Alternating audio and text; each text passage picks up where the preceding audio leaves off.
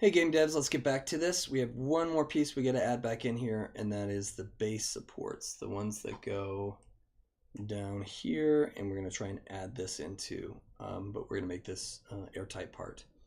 So to do that, we need to look at it again, sorry. And those look like they come again from the center out. So if we do the same amount, I'm going to have them opposite.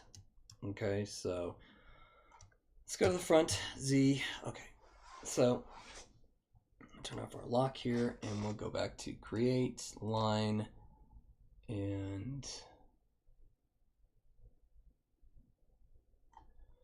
looks like we'll go from here, probably the same about point.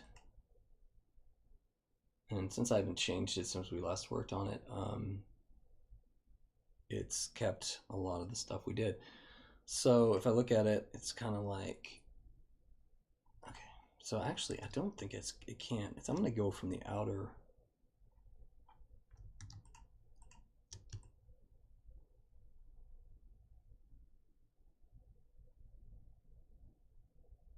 Yeah, I'm not sure. Looking at it, I'm sorry. It looks like it goes, well, we'll just do what they show, even though I'm not sure if I did something, my scale's off or something. Maybe this ring's too small. So we'll go back to front, and we'll go from about, let's say here, there, actually bad. Here, where it attaches up there, and then it's going to come down to here. It's going to scoop in, and then it's going to come down here, and it's going to scoop in. And then, of course, we need to center it on that. Oh, no, we don't. We just want to move it to kind of like consistent what I do over and over again. Okay, front. Okay, so we do have a little bit more room to breathe. Good, because I didn't like that part right there. Let me go back to Alt X so we can see what we're looking at. I'm going to pull it out a little bit more even, because the way I drew it, or the way I interpreted it, it came out more than it shows. So I'm going to go there. Okay. I'm not even sure if I want to...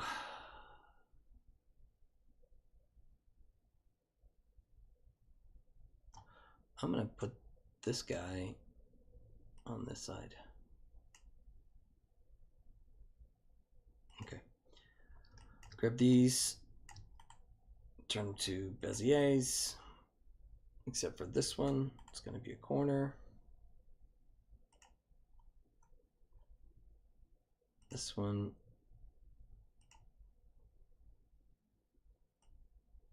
go down a little bit. This one can go up and down.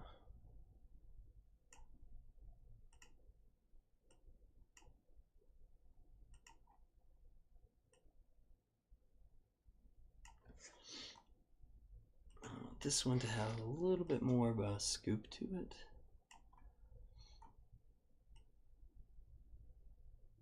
Like that.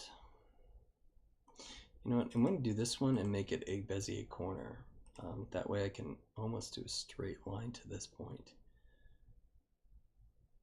And then have the other one do that off. Pull it out a little bit. There we go. Okay, so we've got that set up more or less, kind of looks right. I mean, there's some stuff I'm still not sure if I like, but it'll work. I think looking back, this is another sphere here. We're just gonna take this, for me, I'm gonna put this up here. And if you want to change that and put a sphere there, that's fine too, obviously. I'll pull this out and tilt it in like that. Okay, cool. Collapsed inedible poly. And the other thing that it had was an extrusion that kind of made this diagonal. Yeah, which actually doesn't look too hard to do, but hindsight's always 20/20. So I say that now, but it may be a pain. So just be prepared. I'll all it has, if you look at the way I drew, I interpreted it. It has this little triangle part right here where that seam, and then it has a little curve out too. So I'm looking at these faces to see if I can just do like 4, grab this one to this one, and do a bridge. Let's see what we get. Well, we get them flipped, which is awesome when it does that. Cancel. I'll delete them. And the only thing one of the things I'm worried about is this isn't the same width as that one, but this is also distance different. So you know what? Let's go back and look at this. If we take 2 and go to this edge, actually let's do these 2 first. We'll take these 2 and make sure we're locked on the edge and just move it downward. Okay, and then I'm going to take these 2. We're just kind of splitting the difference here and getting that same distance. I kind of want this to be the same size as that, is basically the point. And I'm going to take these 2 and move them forward a little bit. Hey, cut it out. Moved them a little bit in the other direction. Okay, back to 4. I'm going to see if this helps at all. Delete. And I'll go to 3, grab these edges right there, turn on bridge. No. So easy, way is never easy, so we'll just take this one to this one and use bridge. And that should be fine. And then we can say this one to this one. Oops, this one. That worked pretty good. Sometimes you have to do it by hand, and sometimes it's going to freak out when I do. I'm waiting for it to freak out. Yep, it's that one. So if you say plus at this point, then you come over here and grab this one and this one, we should be fine. Okay. So I had it curve out. So how would I do that? I go to 2, take both these edges. Oops, sorry. Take both these edges, do a connect, or you know what? I can even do my edge loop thing here, my Swift loop. Grab that, pull it out. Oops, now I got to turn off that edge normal stuff. Pull it out a little bit. Like that. Just clean up some of my mess. There. I think I want this a little thinner too.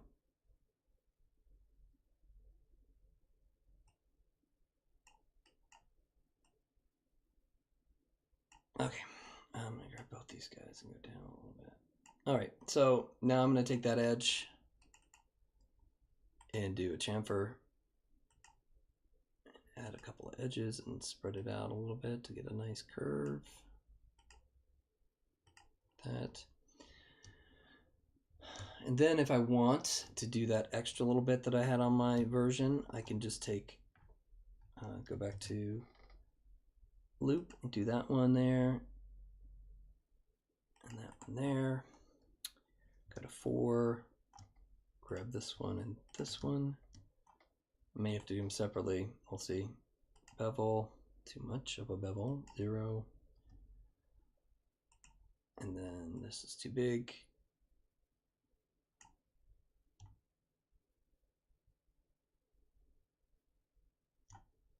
Yeah, we'll do a little bit further out and tiny bit in.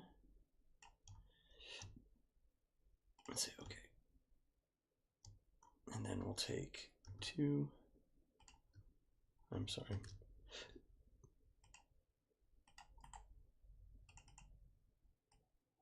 I'm just gonna turn off this part now. We're defining the outer edges a little bit more.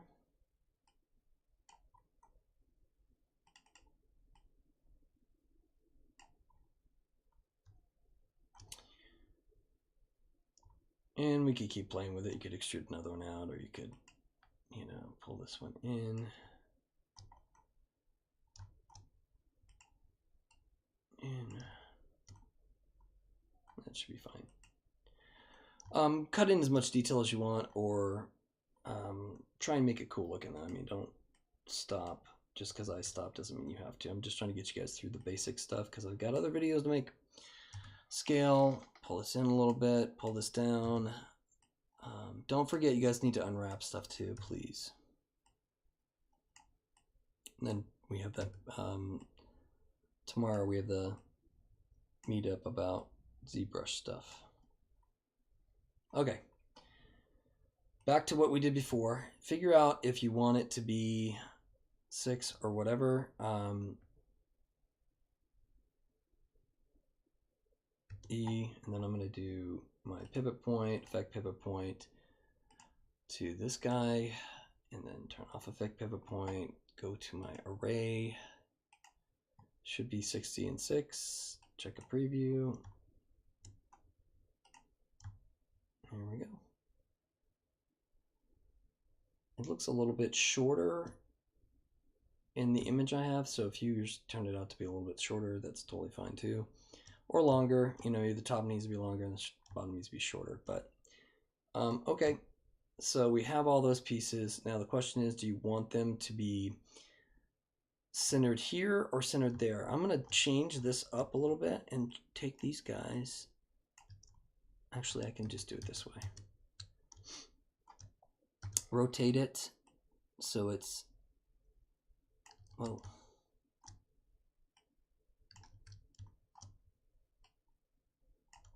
That was weird. I guess it has to kind of be there, doesn't it? Unless I move it out to the further edge or I pull it into the tighter one.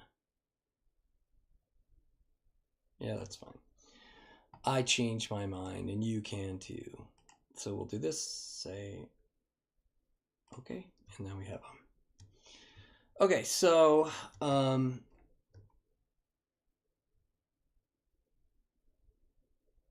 top, let's do the bottom instead.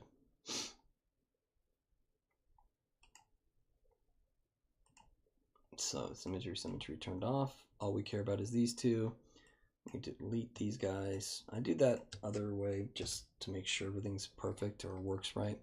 Take this guy, go to 4. He should be straight because we did him from one viewport. That's a key when you're working with edges.